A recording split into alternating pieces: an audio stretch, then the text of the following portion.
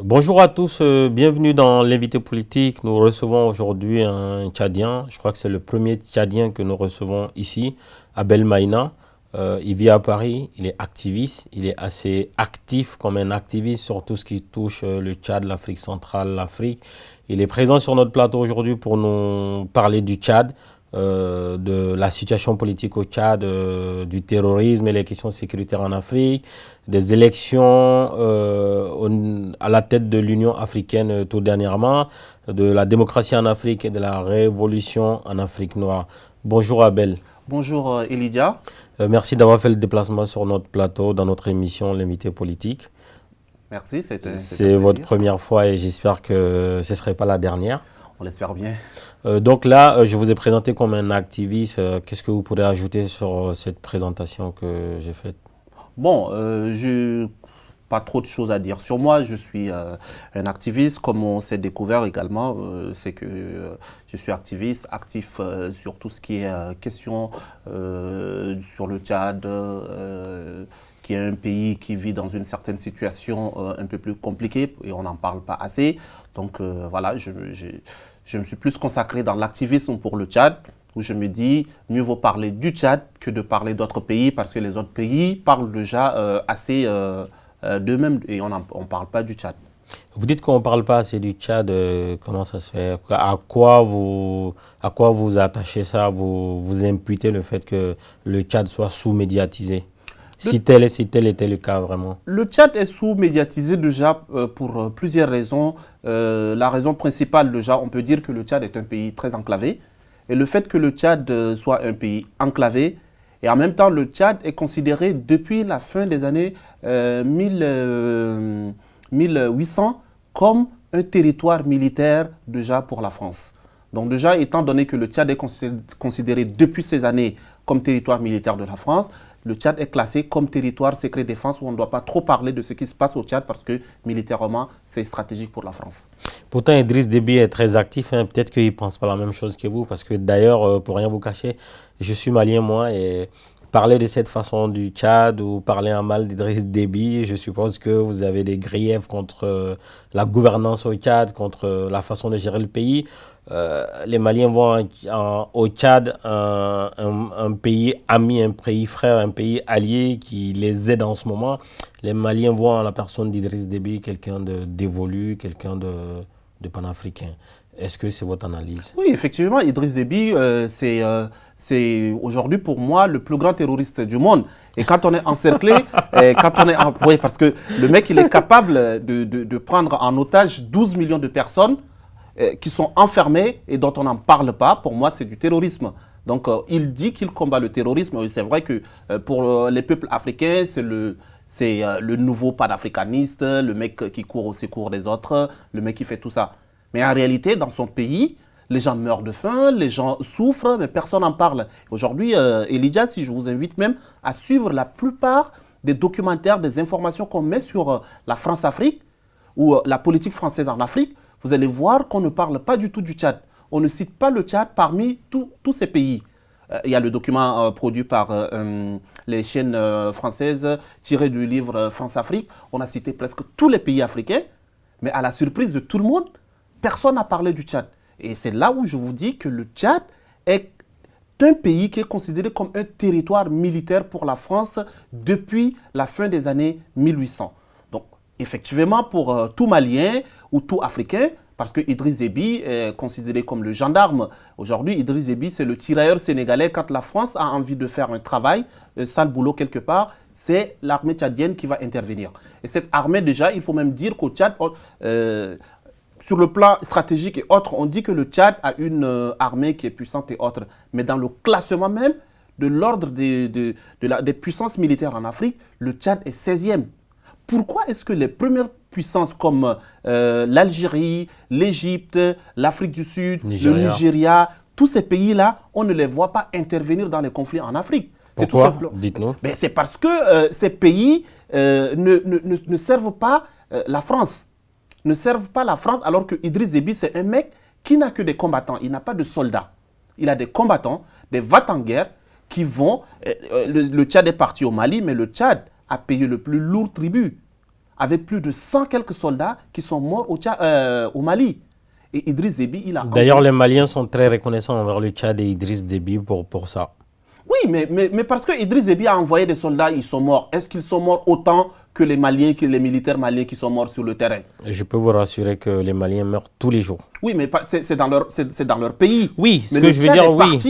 Ces deux entités, on ne peut pas les comparer parce que ce ne sont pas les mêmes bases. Dans le même sens, Elijah, il faut savoir que l'intervention de l'armée tchadienne au Mali est une intervention hors cadre. Parce que tous les autres pays qui sont partis, y compris la France, excusez-moi, y compris la France, ils sont partis sur la base de l'accord de l'ONU. Mais le Tchad est parti. Le Tchad, l'armée tchadienne qui se trouve au Mali, a eu une appellation différente qu'on appelle FATIM, Force armée tchadienne d'intervention au Mali.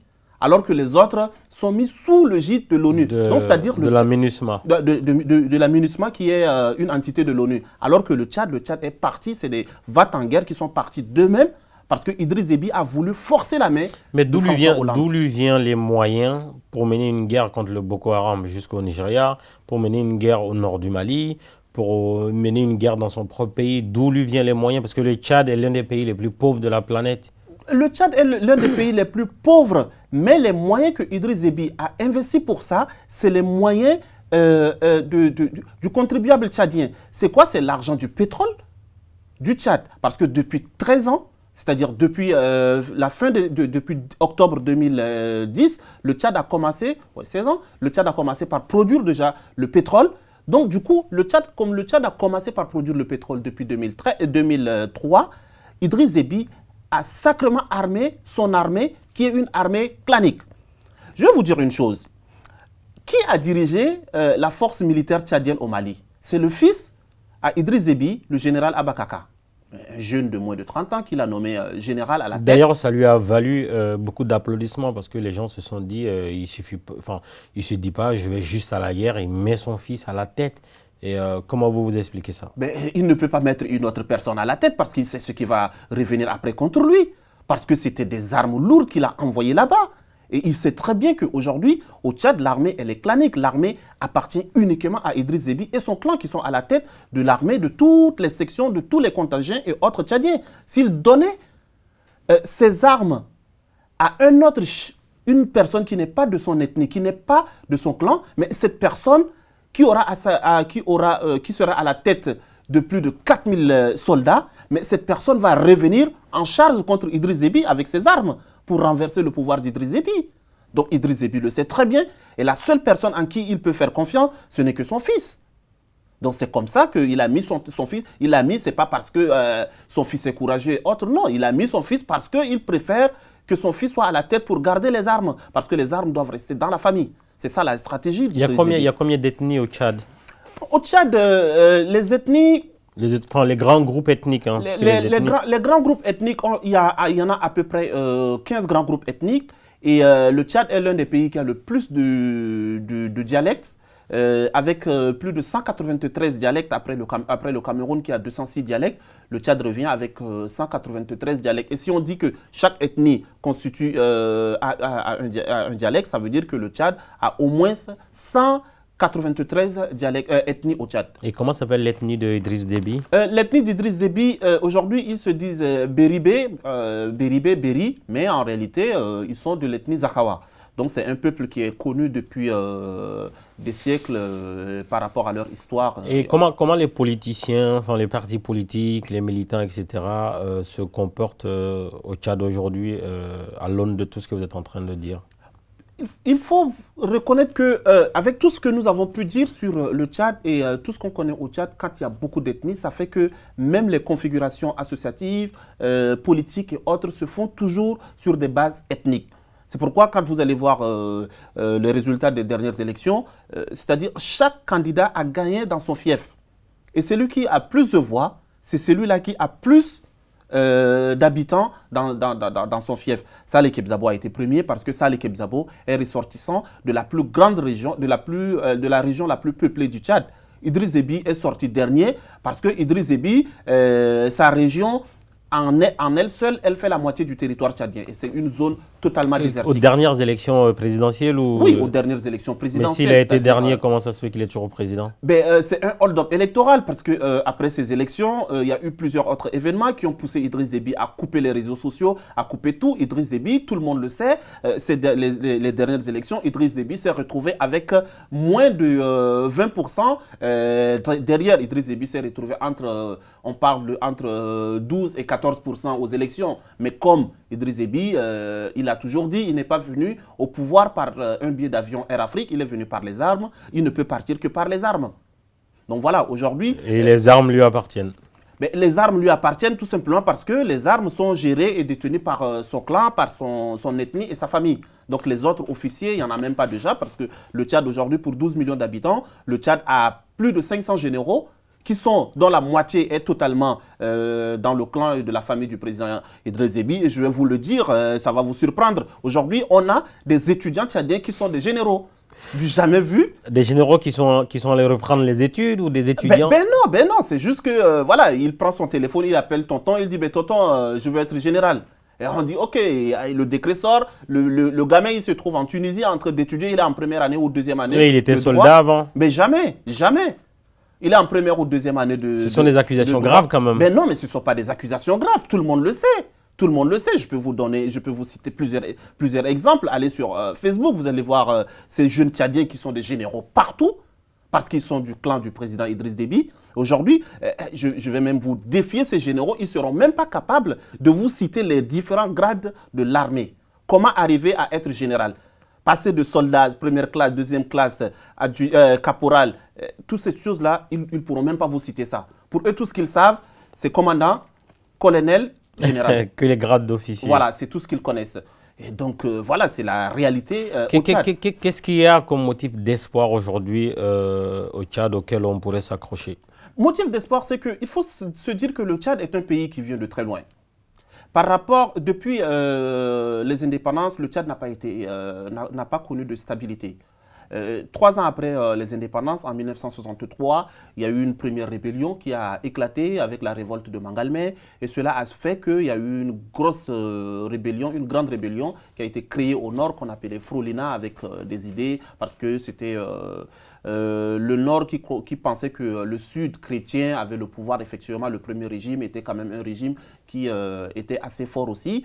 Donc, cela a fait que le Tchad n'a pas connu de stabilité. Durant toutes ces années, il n'y a eu que des successions de rébellions. Mais la jeunesse tchadienne aujourd'hui commence par prendre conscience et on voit l'avancée dans le dialogue, dans les échanges entre la jeunesse tchadienne qui se disent que nous sommes des frères parce que le Tchad n'est pas une nation. C'est un regroupement de plusieurs peuples avec différentes cultures, avec différentes religions sur un même territoire et un territoire très très vaste. Un territoire qui fait 2 fois la France. Ça fait 1 284 000 km², dont la moitié est désertique.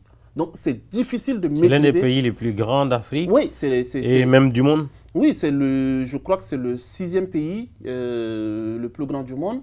Un truc comme ça, mais je n'ai pas ça exactement. Mais c'est le 3e pays le plus grand d'Afrique, après la division du Soudan, bien évidemment. Mais ça fait que pour cette grande étendue de territoire, pour seulement moins de 12 millions d'habitants. Parce qu'il y a le désert aussi, des parties inhabitables. Il y a le désert. Donc, c'est un peu compliqué de maîtriser tout ce territoire avec des bandes rebelles de gauche à droite et autres. C'est ce qui pousse aujourd'hui Idriss Déby à se dire que, ouais, ben, écoutez, je suis le garant de cette stabilité qu'il vend à l'étranger, alors qu'au pays, il y a des arrestations des opposants, il y a des tueries, il y a Internet qui a été coupé pendant plusieurs Je crois que mois. vous aviez parlé de viol à un moment donné aussi, une vague de viol, ou en tout cas le viol.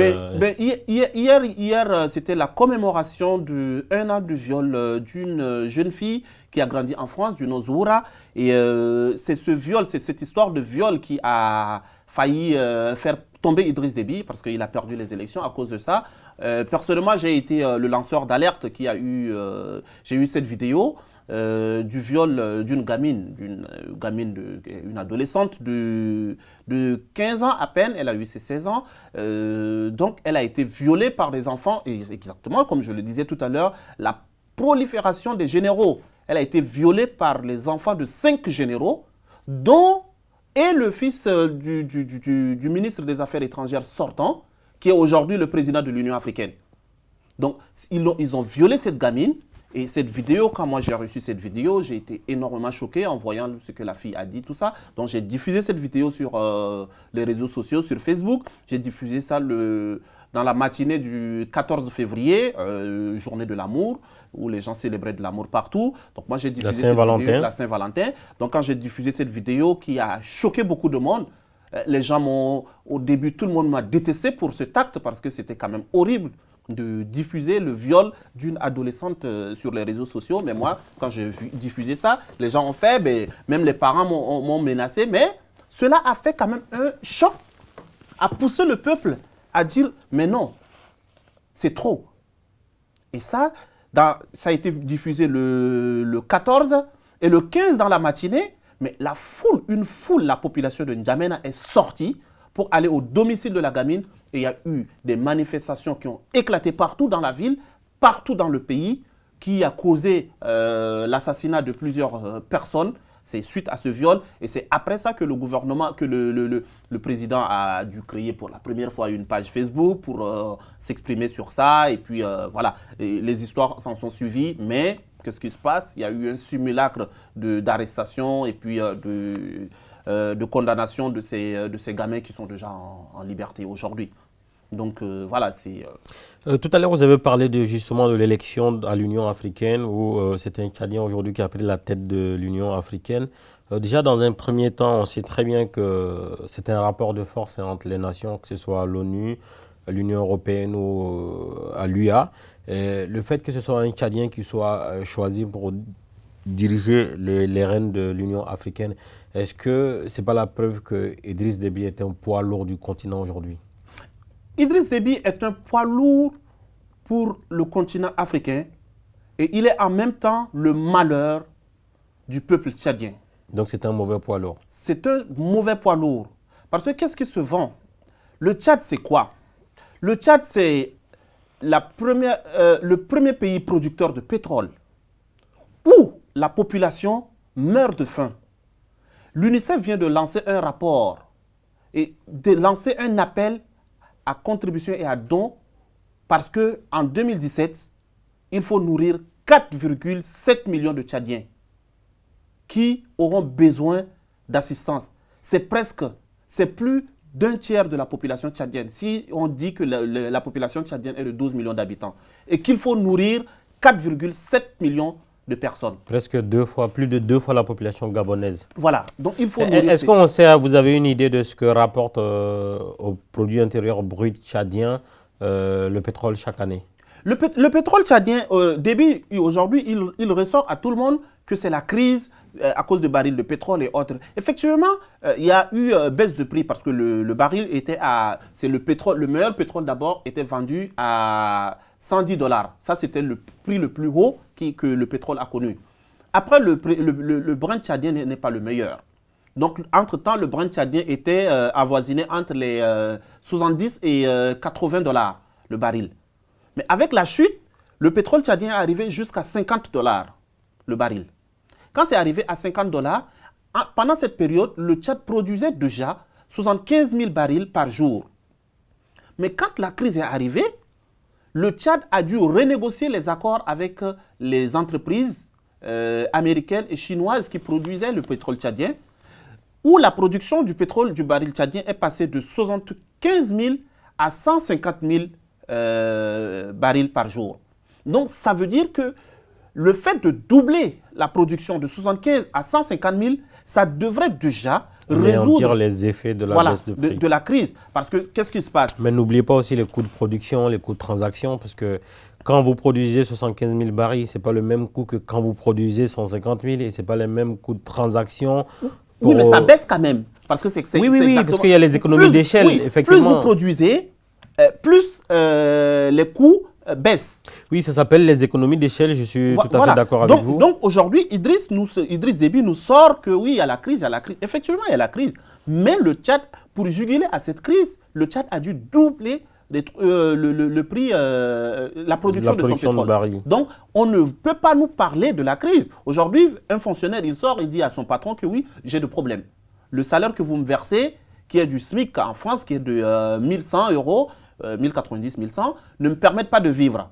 Et pour résoudre ce problème, l'État français décide de doubler le salaire des fonctionnaires ou le SMIC en France, mais on n'a plus à se plaindre. C'est ça le cas du Tchad.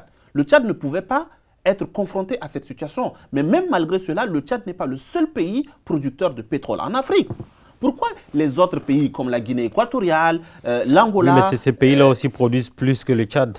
Oui, mais pour combien d'habitants par rapport au Tchad, la Guinée? Oui, ça peut se discuter.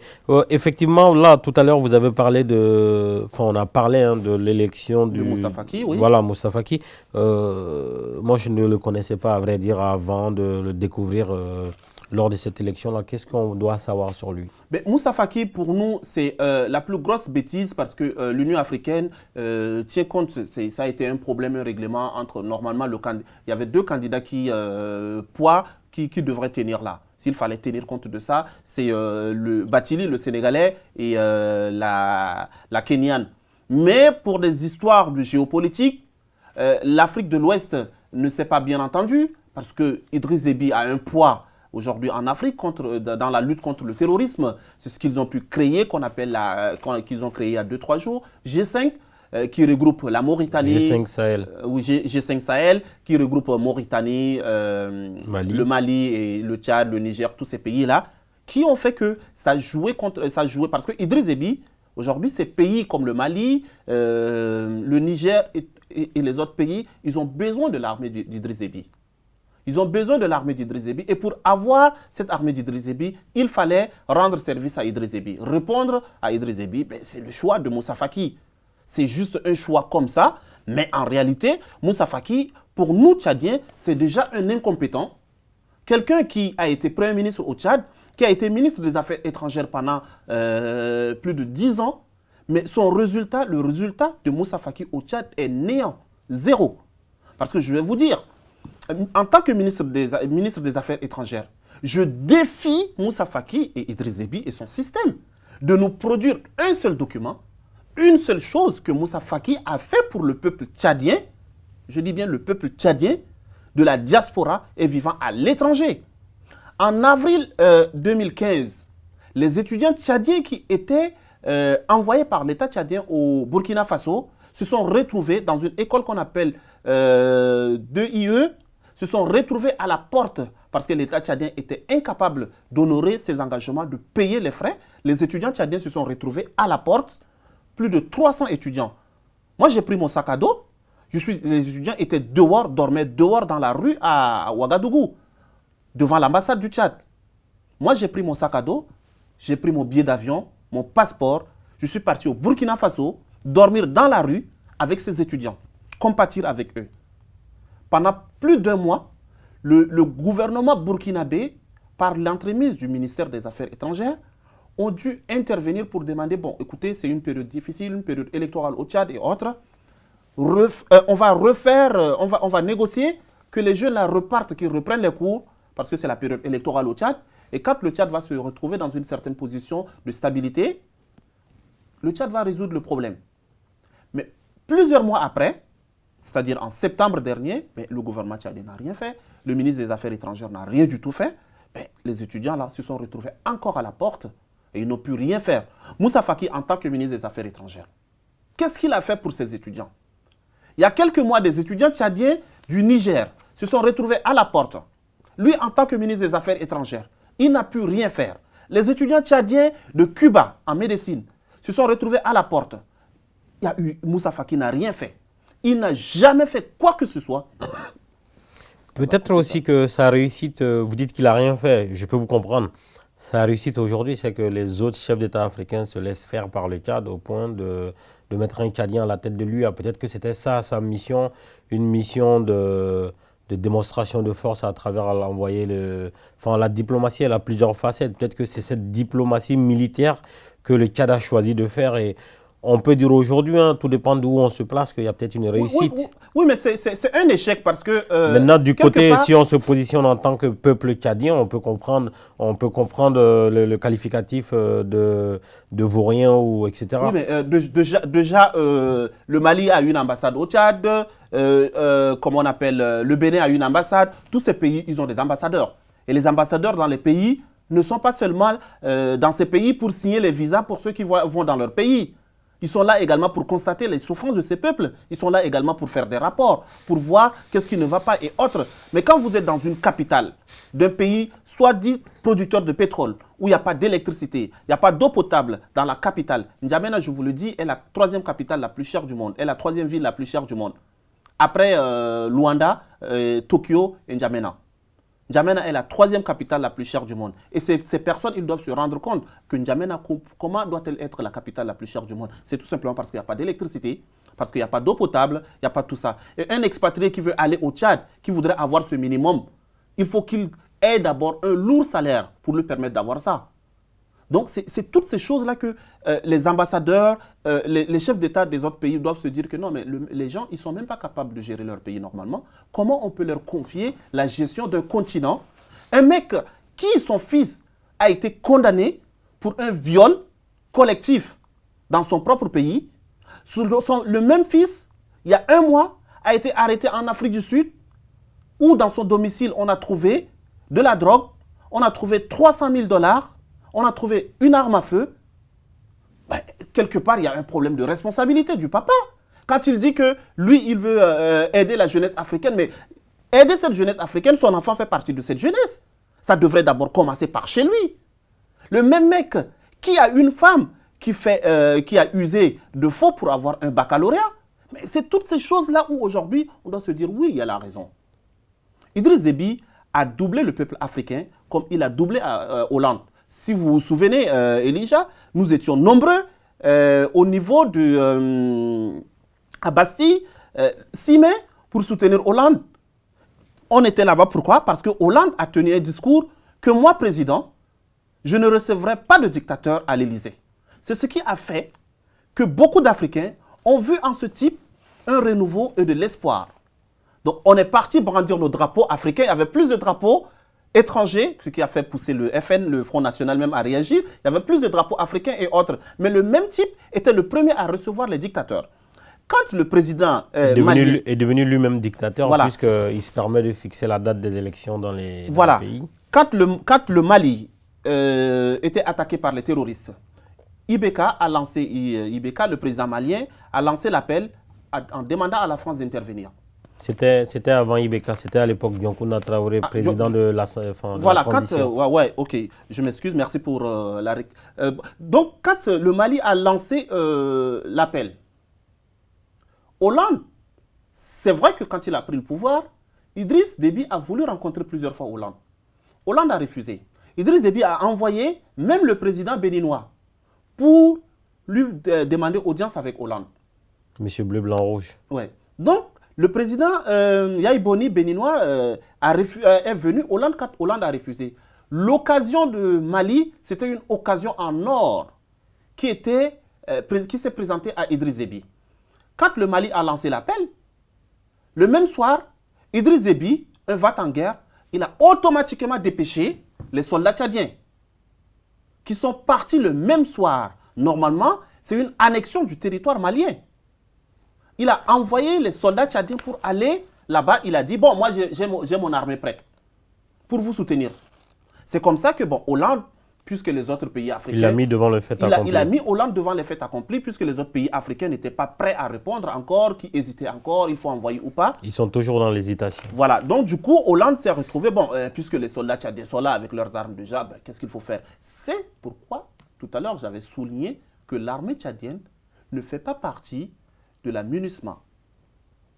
Parce qu'ils n'ont pas attendu la résolution et autres. Ils sont mis à l'écart. Donc c'est comme ça que Idriss Déby a forcé la main d'Hollande. Et c'est la même chose qu'il a fait au Nigeria. C'est la même chose qu'il a fait au Niger, mais il a forcé. Il utilise l'armée tchadienne, il utilise les soldats tchadiens, il utilise les enfants du Tchad, il utilise les moyens du Tchad, parce que la guerre au Mali a quand même coûté aux contribuables tchadiens plus de 160 milliards. Qui va nous payer cet argent? Ça nous ramène à la question de la démocratie en Afrique. Vous, en tant qu'activiste, vous êtes dans un réseau d'activistes africains ici à Paris. Comment se porte aujourd'hui la démocratie en Afrique ou la démocratie africaine? Quand on voit déjà la démocratie dans le monde, on doit se dire, est-ce que c'est cette même démocratie que nous voulons en Afrique? L'Afrique avait elle-même son système démocratique avant. On avait des royaumes qui étaient très puissants, par exemple le royaume du Mali, qui n'est pas aujourd'hui le Mali République. Non, rien à voir. Donc, c'était un royaume qui s'étendait jusqu'au pays Bantou, à la frontière du Gabon là-bas, et qui s'étendait avec d'autres rois qui servaient directement le roi du Mali. Et comment on gérait déjà ces territoires? Comment ces royaumes se géraient déjà? Donc, la démocratie, s'il faut arriver à avoir, nous activistes aujourd'hui, on s'interroge justement sur le type de démocratie que nous voulons en Afrique. Est-ce que nous voulons une démocratie occidentale où le peuple serait asphyxié par les banques, où le peuple serait asphyxié par les entreprises et autres? La démocratie qui va nous faire venir au pouvoir, parce qu'aujourd'hui c'est même l'échec pour des grandes puissances comme les États-Unis d'avoir quelqu'un comme Donald Trump à la tête, c'est un échec. Comme la Russie d'avoir, bon c'est pas très démocratique, mais d'avoir quelqu'un comme Poutine à la tête. Aujourd'hui, la France est en train d'aller, selon les sondages. Marine Le Pen est à la tête. Qui sait, peut-être qu'on va se réveiller avec une présidente comme Marine Le Pen. Est-ce que c'est cette démocratie qu'il faut en Afrique? Je pense que le problème de l'Afrique, c'est d'abord un problème d'autosuffisance alimentaire.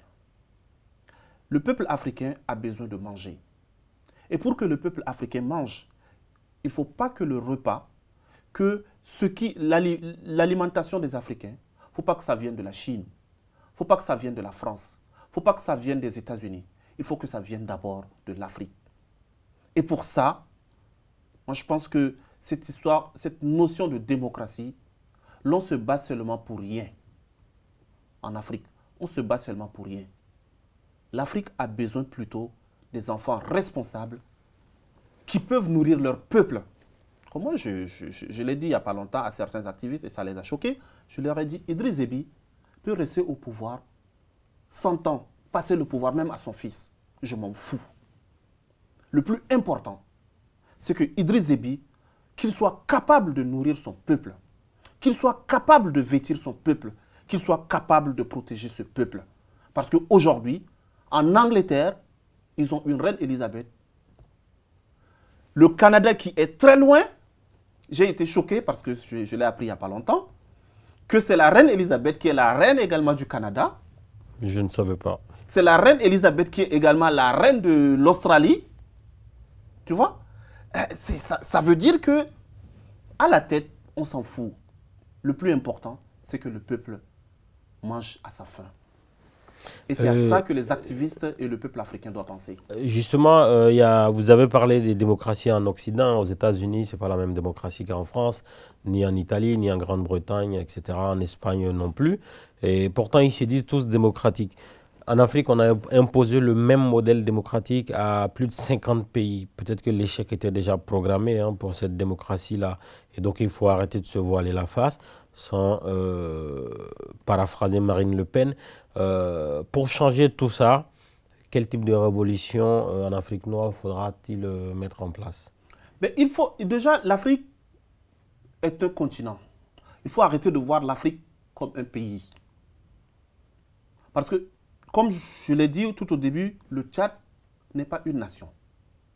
C'est un pays, un territoire avec plusieurs peuples. Et ça fait déjà que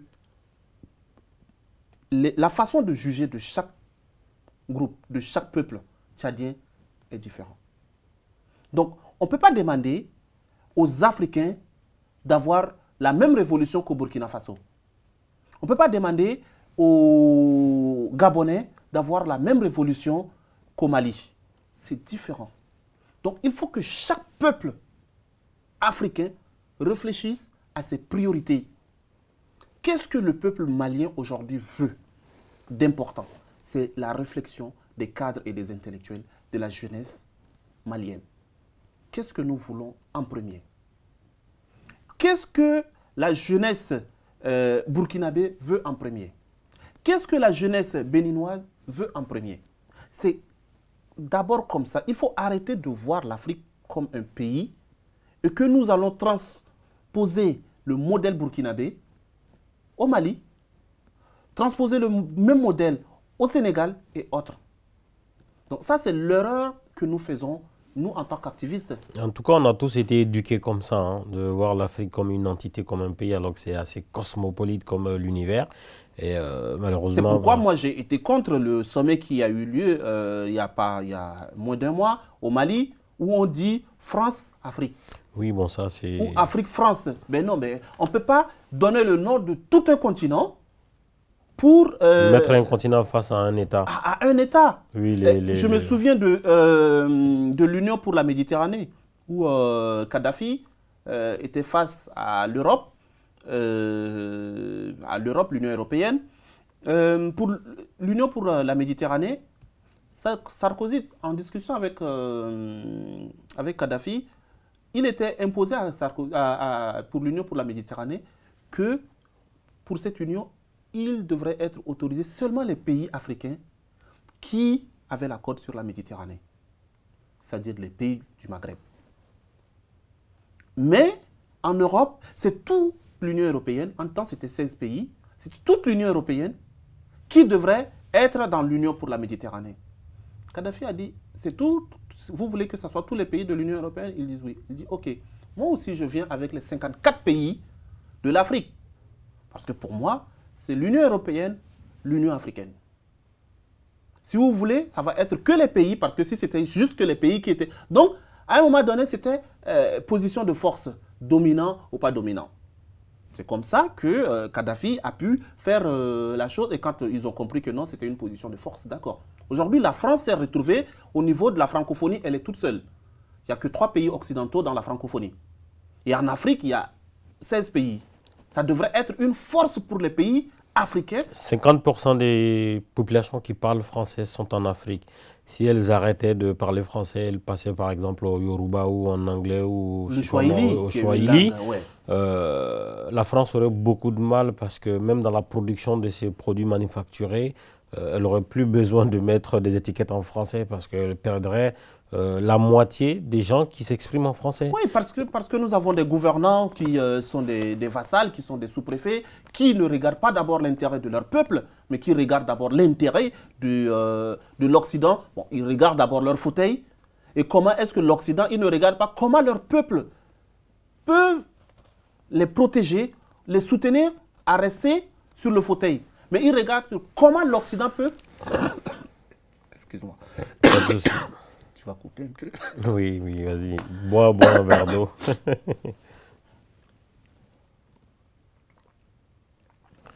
Bon, allez, je crois qu'on va passer à une question sur vous. Vous, en tant qu'activiste, en quoi consistent vos activités au quotidien ou quand vous pouvez? En tant qu'activiste, quand on arrive en France, on vient parce qu'on ne se sent plus en sécurité dans son pays. La première des choses qu'on se dit, wow, je vais venir en France et puis peut-être que je vais mieux me battre pour mon continent, pour tel. Mais bon, c'est vrai que la France, tout ce qu'elle fait, elle dit, bon, ok, vous êtes arrivé, il n'y a pas de problème, je vous donne les papiers. Le fait de donner les papiers, maintenant, c'est la réalité qui commence.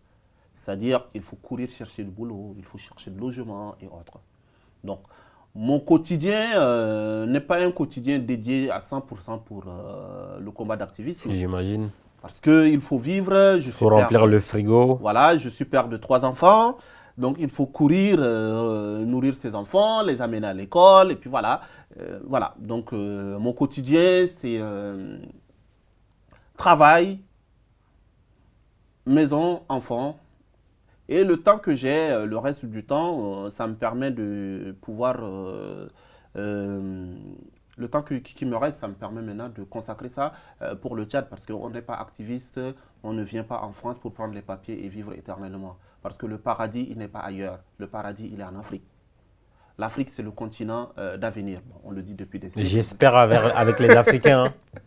J'espère le paradis avec les Africains. Mais donc, bon, voilà. Donc, il faut. Ce paradis, on ne peut pas le construire de loin. Il faut le construire là-bas. Donc, il y a un projet de retour. Voilà. Donc, on réfléchit. Donc, mon quotidien, c'est le travail. Je travaille dans l'éducation nationale. Je m'occupe 24 heures par semaine parce qu'il fallait que je me trouve un boulot qui me permette d'avoir du temps pour consacrer ça à l'activisme. Donc, je travaille 24 heures par semaine pour l'État français, l'éducation nationale. Le reste du temps, je le consacre pour mes enfants, pour les recherches par rapport au Tchad, parce que j'ai un site internet aussi où je balance souvent des informations. Bah, dites l'adresse du site. Hein. Ouais, le site c'est Yadari, www.yadari.fr. Yadari qui s'écrit Yadari qui s'écrit YADARI.fr. Donc je répète, Yadari www.yadari.fr. Donc très bien, c'est noté. Donc, c'est un site d'information générale sur le Tchad. Et puis, voilà. Et quand on fait ça, le travail aussi, c'est pour nous permettre de payer nos factures de téléphone aussi. Parce que quand il faut faire ce type de travail, il faut beaucoup communiquer avec le Tchad. Il faut appeler pour faire le recoupage, parce que je suis à la base journaliste. Il faut faire le recoupage des informations quand on reçoit des informations. Il faut appeler pour chercher à savoir est-ce que c'est sûr, est-ce que c'est pas sûr. Voilà, c'est tout ça. Très bien, donc c'était le mot de la fin, c'était l'invité politique. Nous recevons aujourd'hui Abel Maïna, activiste tchadien vivant à Paris, qui est venu nous parler du Tchad. Merci Abel et j'espère que ce ne serait pas la dernière. Merci bien Elijah, merci RT à bientôt à nos spectateurs et merci à Antoine Kouré à la régie qui fait ce travail magnifique. Salut Antoine. Salut.